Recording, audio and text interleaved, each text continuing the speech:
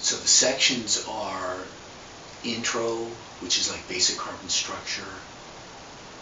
That will include a lesson on scientific thought and the idea of scientific models, double bonds, which will include pi bonds and not much more vocabulary than that.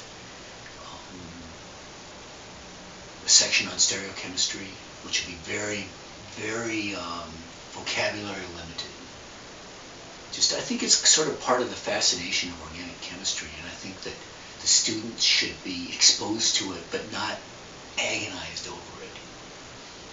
When I bought my new computer, I was in a Office Max, and I told the guy, I said, I think organic chemistry should be taught to 7th graders.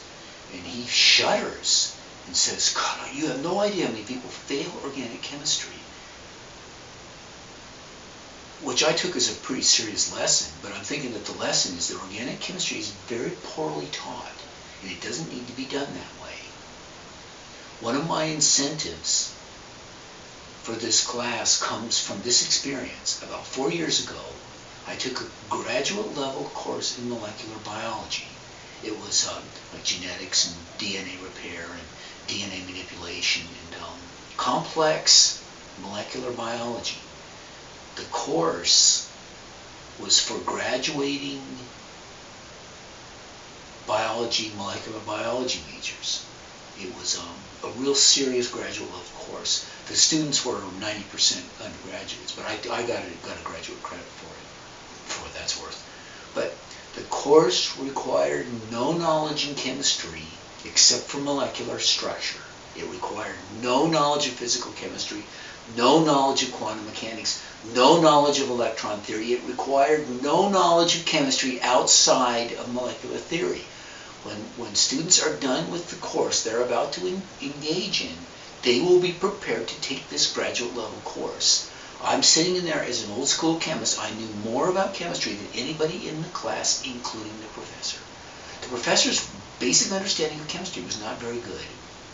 He knew molecular biology, he knew molecular structure, and that's it. And I'm not insulting him, I'm just saying the world has changed. We don't need to teach that stuff anymore.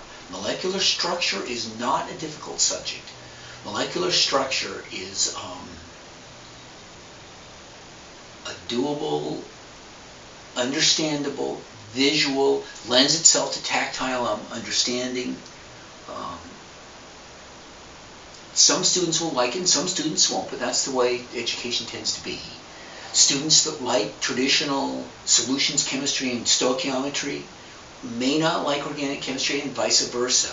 I've taught chemistry and I've seen students that just blunder and fail in math but love organic chemistry. And I think the students can learn both. This is not more difficult than, this is way easier than the math associated with stoichiometry, balancing equations, solutions chemistry, moles per liter, dilutions and all that kind of stuff. And I'm thinking I may do something on that, but it's not going to be part of the same course. Because that's pretty interesting stuff, and I think it's good higher level thinking. And it applies to more than just chemistry. It's good applied mathematics. I had students tell me that you expect to learn math in science. You don't learn math in math, you learn math in science. Chemistry is a wonderful outlet for higher level thinking. You want to develop your brain, liberal arts thinking. Chemistry, traditional, is wonderful. But do we have time now to do that? So many students are turned off. And, organic chemistry, boy, you have no idea how many students get cut out of medical school because they fail organic chemistry. I mean, that's just craziness, in my opinion. Anyway, let's see what we can do about changing the way it's done. And thank you. I wonder if this wall is white enough.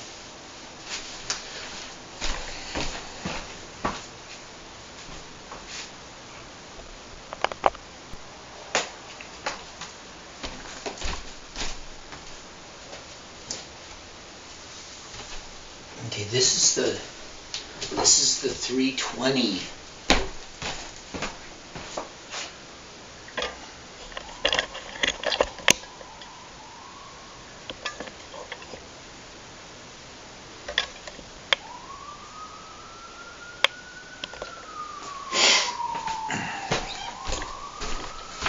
Okay, this is the Fine Pix 20. This is a 320 resolution, which means that there's 29 minutes on the little chip.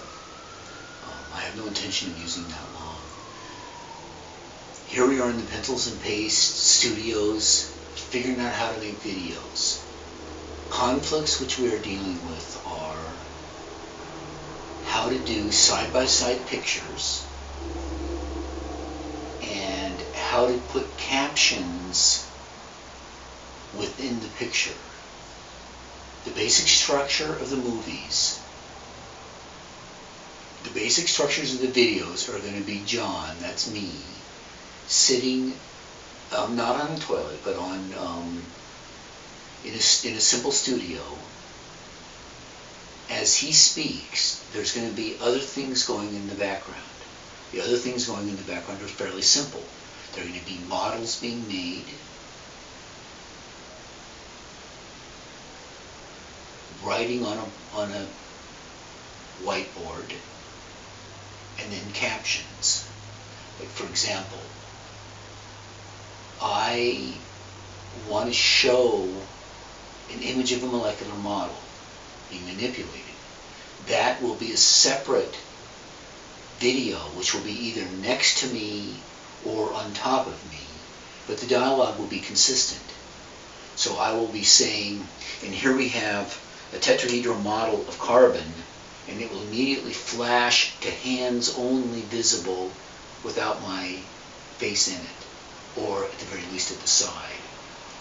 Or, and I say, your left hand is in an enantiomer of your right hand. New words will be written in caption in some fashion, and that's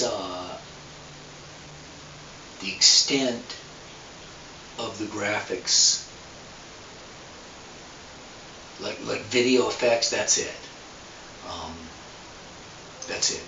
I don't think there's going to be anything more complicated than that. So we need to have either a video over video. The video has to be split.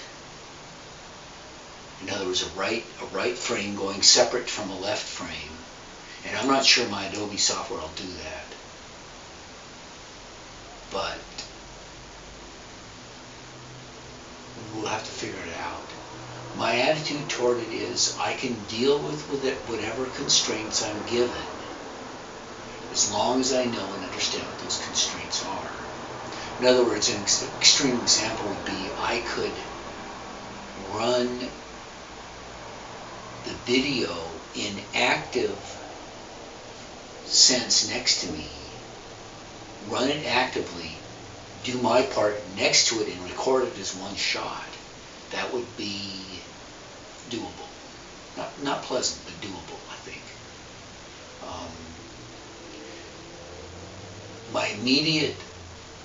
The immediate question I'm asking is, will the video over video work with a white screen next to me? This is not quite white, but it's good enough for experimental purposes. And then the resolution of the camera is an issue. I should make two of them. In fact, I should do that right now. Change the resolution of the camera and make another one right now. The 640 resolution is a higher resolution and will only give me 14 minutes. The lower resolution is 320 and will give me 29 minutes of video time. The variables are absolutely endless, and I do not understand them at all, or very, very little. Obviously, more time means less resolution. Is that going to be a problem from the visual level? I suspect not. I'm having trouble with my video over video, and I think it's related to the formats of the films I've been taking. I've been using webcam to pick up the video, and I'm thinking that the webcam video there's something incompatible with the video over video with that. Because even now I've seen better luck with videos that I've shot. Okay, excellent. Let me change the resolution. We'll do another one quick.